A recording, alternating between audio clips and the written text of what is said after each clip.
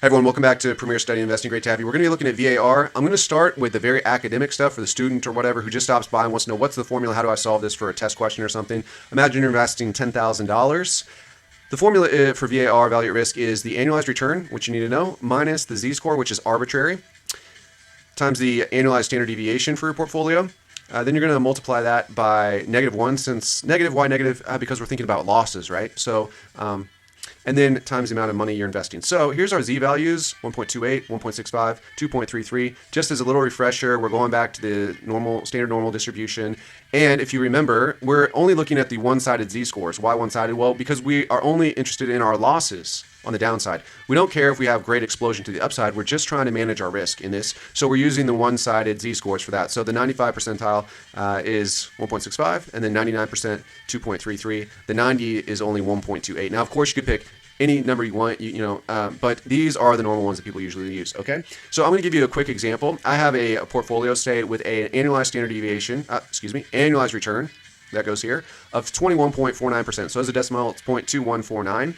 Then I'm going to be subtracting this term. I'm going to multiply my Z value. So this will be for the 10% probability, and I'll tell you in a second what that means, times the standard deviation on my portfolio. So this portfolio has a standard deviation of about 25%. Okay, so it'll be the 21 minus this, then times -1 times the 10,000. So actually my losses are in positive numbers, but it's just changing the sign. You just have to keep it straight in your mind. Do you want your losses to be in negatives or positives? Whatever. Okay, so what about this Z-score on these probabilities? So again, we know the 1%, the 5%, and the 10% probability. Now I put a note up here, annualized to annual risk probability. So what this means is, let's say we'll just start at this 10% example, okay? Say I calculate my number, and here I have a loss of $1,107.36. I have a 10% chance of losing that on my $10,000 investment. So something like 11% loss at a 10% probability. 10%, what does that mean? That means that, first of all, two things. This loss is not the maximum loss. This is, you're going to lose this much money or more. So this is the minimum loss if this event occurs. So it's a 10% probability, meaning it's likely to happen. You have a 10% chance of it happening in the next year. These are annualized numbers, okay? You know that you can have returns in, say, monthly returns, and you can have standard deviations in monthly standard deviation, okay? So if that were the case, then instead of talking about, 1 in 10 years for the annualized that I'm using, if these were monthly, then you'd be talking about 1 in every 10 months, okay? Let me say that again. If you annualize your returns and you annualize your standard deviation, then when you apply the 10% probability, you're talking about once every 10 years. Or another way to say it is, I have a 10% probability of that happening to me this year, meaning this loss happening this year. I have a 10% probability. Another way you could say it is, I could expect that to happen to me once every 10 years. Fair enough? Okay, fair enough. So if we move on to the 1.65 Z-score, we know that that is associated with the 95 percentile level. And what that means is at the 5% probability level, means that I could expect to lose about $48. I have a 5% chance of losing that in the next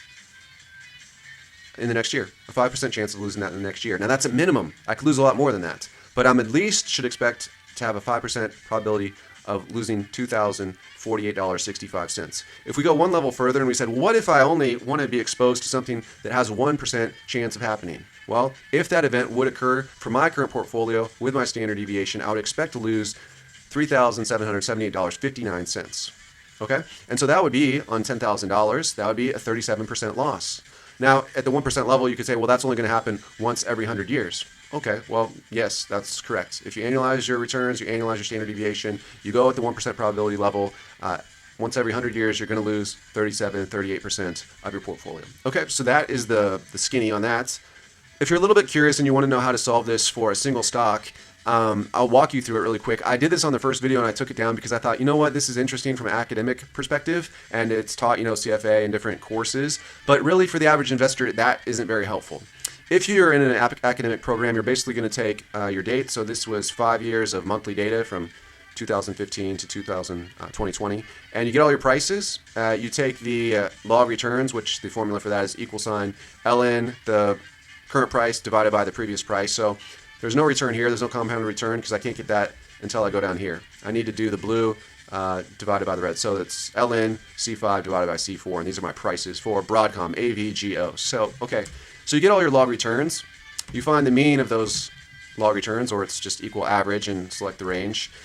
Then for the next column, what you need to do is the return for each year, minus subtracting, so minus the mean, so you can see the blue minus the pink, and I'll get that for each cell there. So I'll do that for all the ones, just drag and drop them. And then what I need to do is I need to take this number and I need to square it. So you can either do, caret 2. There's other ways to do it as well. Like I did this, like F5 times F5. So this is cell F5 times itself. That'll square it as well, right? Anyway, you get all those, and what you want to do is you want to come down here, and you basically want to sum all those up. So you're going to sum all of this column G. So these are the squared deviations, they call them. It's the deviation from the mean squared. Okay, that's why they call it the sum of square deviations. And then you're going to do one thing here. So I have 60 returns. You have something called degrees of freedom.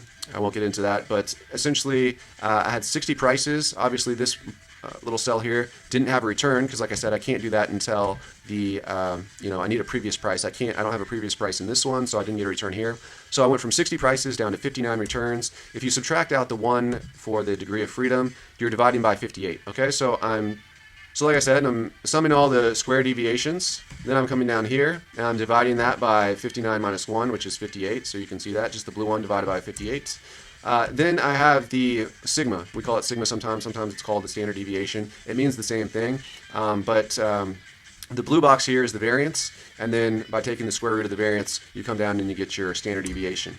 Now, what this is I had monthly data, okay? So this is my monthly standard deviation, 7%, 0.073439, whatever, okay? If I want to annualize that, it's a bit of a strange formula, but it's the, you multiply it times the square root of 12, okay? There's 12 months in a year, so we use square root of 12. I believe, look it up, Google it really quick, but I believe that the, if you want to standardize weekly data, they'll just multiply it by 52, so multiply by square root of 52. And then if you're using daily data, you're going to use the square root of 280. And there's 280 days, trading days. So they're going to use square root of 280 times whatever you got for your, say, daily standard deviation. So if that's new information to you, just pause it and re-listen to it again. Basically, the point is you can have various types of returns. You can have daily returns, right? You can take those and say, well, translate that into a monthly return. We can do that. You can go from monthly to yearly returns. And so it just depends how your data comes out. Anyway, in our example, we're using annualized returns and annualized standard deviation. So in that way, you can find the annualized standard deviation, the 0.254403, which I used before. And then it's not that difficult. You can just, one of the cool things about log returns, the ln returns, natural log returns, or they're sometimes called continuously compounded returns. They're all the same name for the same thing. It's equal sign ln, the current price divided by the previous price. And you can add all those up. So this is just the sum of all my returns. What that gives you is 1.0569. But this is the returns I got over 5 years. I want to know what my annual return is. So it's just really simple. I'm just taking the blue box, I'm dividing it by 5 because I had 5 years of prices. And so to go from the cumulative of 5 years, I just need to divide that by 5. So now I'm set. I have an annualized return of 21%. I have an annualized standard deviation of 25%. And if I'm doing this for a project or some homework, I'm ready to plug and play. Just drop it in, boom, boom, boom, boom, pick the z-score, and you're on your way. And the amount invested is really arbitrary as well. So like I said, that's all well and good if you're doing it for an academic program. But what if you're investing real money and you don't hold just Broadcom and that's all? Most of us, we hold a lot of different stocks. We should. It's good to be diversified. Well, so I messaged a friend. I said, look, bud, I'm going to be doing a video on this. Why don't you send me your portfolio and I'll use it as an example in the video, and maybe I can give you some insights as far as the amount of downside losses that you could incur at these different levels. Well, here's what he sends me. He's an older gentleman, and he's been buying stocks for a long time and just kind of holding them, different things from what he's picked up along the way. And he sends me this. These are all the different ETFs and different copper companies, healthcare, Johnson & Johnson, Verizon, he's the Gold Trust, all kinds of stuff. He sends this to me, and there's a big mashup, and I thought, well, man, this is going to be really tricky. I mean, I'm never going to be able to calculate a standard deviation in the way I just did for your portfolio or a standardized return. So I said, okay, brother, we have, Houston, we have a problem.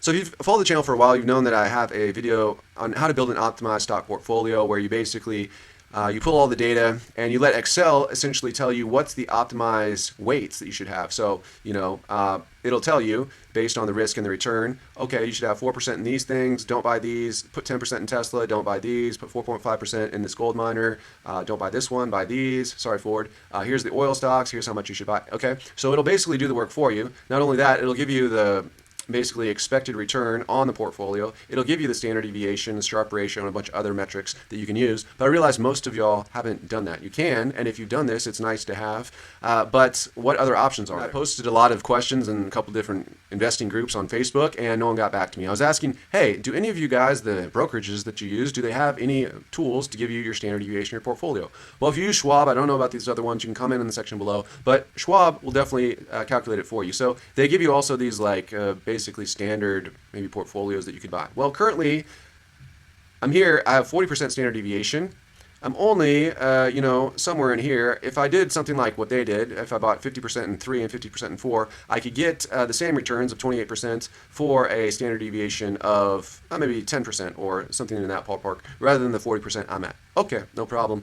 The point I'm trying to make is that they will calculate it for you. So you can get, right here, it gives you the risk as a percent, which matches down here, combined account portfolio risk standard deviation. It'll give it to you right here. This is for the last year, the last 3 years, whatever. I haven't been with them for over 5, so I could use 39%, I could use 22.6%. You could play around with both of them. Okay, so if I punch those numbers into our formula, it's going to show us that I have on $10,000 investment, I have a 10% probability in the next 12 months of losing $2,200 or more. Okay, that would be the minimum loss that I should expect. If I'm looking for a once every 20 year type of event, I could expect to lose about $3,681 at minimum. And if I want to go all the way out to the 1% probability or the 1 in 100 year event, then I would be looking at a 63.7% loss on my portfolio, which would be huge. Now, this is why some of the people, like Harry Dent, is talking about, 60, 75% haircut on a recent interview that he did. And it's like, wow, is that possible? Well, if you're running these types of portfolios with massive risk, I mean, a portfolio of standard deviation 0.395, I mean, it's almost a 40% standard deviation. It's really actually crazy. But I have a lot of pharmaceutical companies, and they're very high risk. So, obviously, until those get EUA approval or something like that, you're not going to have large returns. So a lot of those, yes, we're waiting for those to get EUA approval, and hopefully the scales will kind of tip a little bit better as far as the Sharpe ratio, if you're aware of that. It would be more favorable. But I just thought this would be a great tool for anyone who's sitting there wondering, if this is my husband's retirement fund, or if I don't really know what I'm doing, or I maybe don't know how much I could possibly lose if we have a really bad situation. And remember, 1929? Well, some people are definitely saying, hey, 100 years is up. Hey, super cycles, are coming to an end. What if you have something like a 1 in 100 year type of event? Well, for me, that would be a 63% loss. Can you take a 63% loss? Minimum. If you can't, then maybe you want to look at some, more value funds, or going cash, or, whatever, inflation risk, inflation hedges, I should say, something like this. I think you guys get the idea. Why not? I'll post this on our Facebook group called Smart Money Investing. Of course, if you want to join Schwab, use my link on the Facebook group, or if you have another friend who uses Schwab, just don't sign up for a brokerage account without using a referral code from somebody because you get extra money, they get extra money, and it's not one of these raw deals where they give you a $10 or $15 stock like Webull or on Robinhood. You can get minimum $100 with Schwab. I don't know what it's like for M1 or Fidelity or these other ones, but anywhere from $100 to $500. Okay, I'm just saying, I think that's a pretty sweet deal. Anyway, check out your brokerage, see if they give you the annualized standard deviation for your portfolio, or if not, and you want to be a little bit more technical. This is taught in most master's programs of finance about how to use. This is the Markowitz approach, but basically Excel can tell you, if you want to maximize certain ratios of risk to reward, it'll actually, if you give it the right parameters, it'll set the different weights for you, and it'll tell you don't buy this, buy this. Now, and you can run it for a lot of stocks, even ones you're watching. It takes a little bit of work, but we have a video for that. I'll leave it here. Thanks for watching.